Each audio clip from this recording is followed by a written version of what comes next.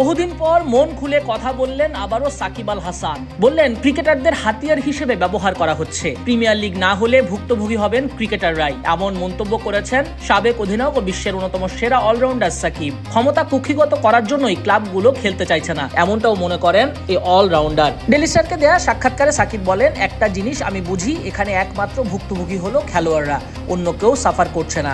খেলোয়াড়দের কষ্টটা কারো বোঝার ইচ্ছা আছে বলে আমার মনে হয় না।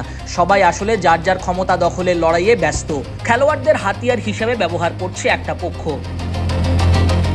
বিসিবির ব্যর্থতা মেনে নিলেও ক্লাবগুলোর অনবস্থানে বড় অসহায় অবস্থানে রয়েছে বলে মনে করেন সাকিব আল হাসান। এর পেছনে দেখছেন ক্ষমতা দখলের নীল নকশা।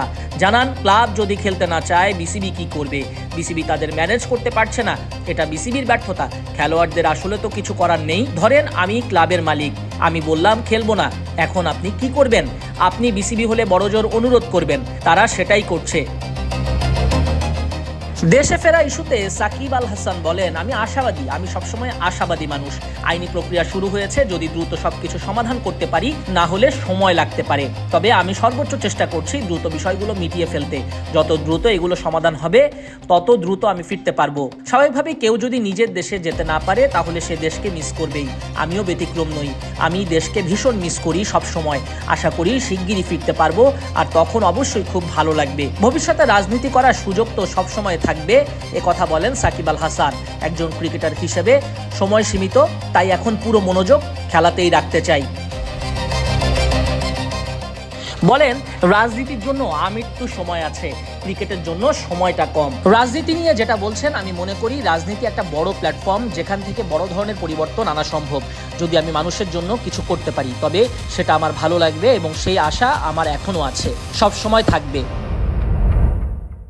একটা নতুন সরকার এসেছে, যেভাবে আসুক, আসার সঙ্গে সঙ্গেই তাদের সামনে এখন বড় একটা চ্যালেঞ্জ। এই মুহূর্তে আমার মনে হয় তাদের অনেক বড় দায়িত্ব হচ্ছে সবাইকে নিয়ে একসঙ্গে কাজ করা, বাংলাদেশের মানুষকে একটা স্বস্তিতে ফিরিয়ে আনা। কাউকে দূরে সরিয়ে রেখে স্বস্তি ফিরে আসবে বলে আমি মনে করি না, আর গণতান্ত্রিক ধারাতেও এটা হয় না। আশা করি সবকিছুরই দ্রুত সমাধান হয়ে যাবে। জুলাই আন্দোলনে শহীদদের নিয়ে সাকিব আল হাসান বলেন, কোনো চলে যাওয়াই কাম্য নয়, প্রতিটা মৃত্যুই বেদনাদায়ক, প্রতিটা জীবনই অমূল্য, কিন্তু কাউকে যেন অন্যায়ভাবে ফাঁসানো না হয় এসব ক্ষেত্রে। সাকিব নিশ্চিত করেন, আওয়ামী লীগ রাজনীতিতে ফিরলে, তাদের কার্যক্রম শুরু হলে তিনি আবারও ওই দলটার হয়েই নামবেন। তবে আপাতত ক্রিকেটেই তিনি মনোযোগ রাখতে চান। নাজমুস সাকিব, কালবেলা।